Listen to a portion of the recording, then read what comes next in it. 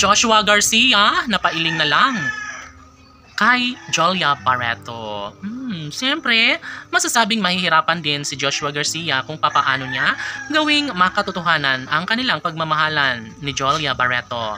Siyempre, mayroon ng ibang mahal si Jolia, kaya ano pa nga ba ang dapat na gawin ni Joshua Garcia upang sa ganun ay mapasa kanya muli ang nag-iisang lalaking nagbibigay pagmamahal para sa pretty girl na si Jolia Barreto. Aminado, ang binata na sadyang naman na si Jolia Barreto, ang bukod tanging babaeng nagbibigay lakas, pagmamahal, kaligayahan sa buong pagkatao ni Joshua. Tanging si Jolia Barreto lamang ang kanyang gustong babaeng makatuluyan at makasama hanggang dulo.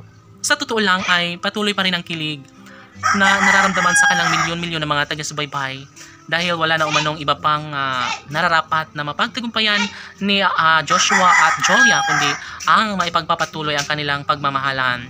Siyempre, sobrang masaya ngayon ang taong bayan dahil mas trending ngayon ang kanilang nakaraang relasyon ni Joshua at Jolia Barreto, lalong-lalo na ngayon sa kanilang bagong pelikula na 4 na araw pa lang ay umaabot na ng 100 million. Kaya marami ang nagsasabi na kakaiba talaga at marami ang nag-aabang sa tambalan at relasyon ni Joshua Garcia at Jolia Barreto.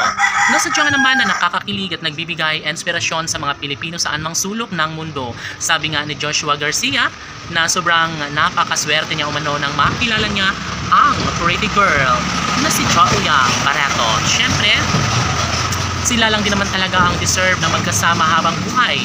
Marami nga ang kumukontra sa relasyon ngayon ni Jolia sa kanyang kasalukuyang nobyo. And of course, sabi nga nila na umaasa pa rin umano ang mga milyon-milyon ng mga tagahanga ni Joshua at Jolia na sila na muli ay magkakabalikan din sa tamang pagkakataon. Suportado ang Joslea Love Team ng kanilang milyon-milyon ng mga taga-subaybay kahit ano pa ang sasabihin at paninira na gagawin ng mga bashers ay nariyan pa rin ang isang magandang pagkakataon na maisawala na magkaroon ng habang buhay na pagmamahalan sa relasyon ni Joshua at Jolia. Siyempre, iisa lamang ang kanilang hangarin na sana'y magkaroon ng magandang posibilidad na may kasal na magkatuluyan din bandang huli ang Joslea Love Team.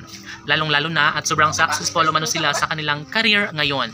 Sana'y tuloy-tuloy na ang pagtatambalan ng Joslea Love Team mapateleserye, mapapelikula dahil sadyang naman na patuloy na susuportahan at mamahalin ng mga Pilipino saan mang sulok ng mundo kahit ano pa ang kanilang mga pinagdadaanan. Siyempre, laging sinasabi ni Joshua Garcia na ang kanyang pagmamahal ay mananatili lamang para sa pretty girl na si Jolia Barreto.